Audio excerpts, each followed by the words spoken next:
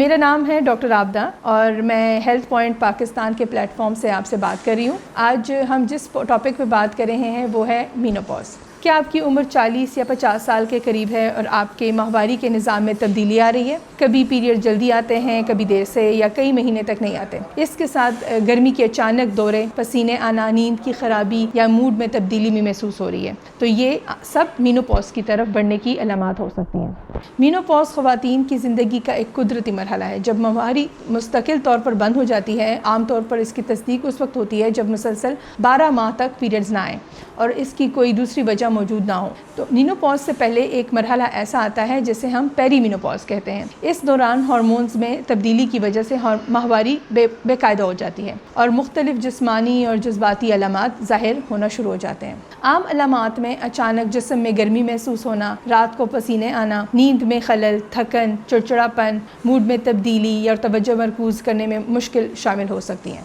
کچھ خواتین کو اندام نہانی میں خشکی، ازدواجی تعلق کے دوران تکلیف، بار بار پیشاب آنے یا پیشاب کی لیکیج کی شکایت بھی ہو سکتی ہے۔ مینوپاز کے دوران ہڈیوں کی صحت پر بھی توجہ دینا ضروری ہے، کیونکہ ہارمونز میں کمی سے وقت کے ساتھ ہڈیوں کی کمزوری کا خطرہ اور بڑھ جاتا ہے۔ اس مرحلے میں متوازن غذا، مناسب جسمانی سرگرمی، مناسب نیند اور وزن کو صحت مند حد میں رکھنا مددگار ثابت ہو سکتا ہے۔ کیلشیم، وٹامن ڈی کی ضرورت، ان سب کی ضروریات کو آپ نے پورا رکھنا ہے۔ اگر خون بہت زیادہ آئے یا پیریڈز کے درمیان خون آئے یا 12 ماہ بند ہو رہنے کے بعد دوبارہ خون آئے تو اس طرح مینوپاز سمجھ کر نظر انداز نہ کریں۔ اس حالت میں ڈاکٹر سے ضرور معائنہ کروائیں۔ ہر خاتون میں علامات کی شدت مختلف ہو سکتی ہے اور ضرورت پڑنے پر ڈاکٹر علامات کے مطابق علاج تجویز کر سکتا ہے۔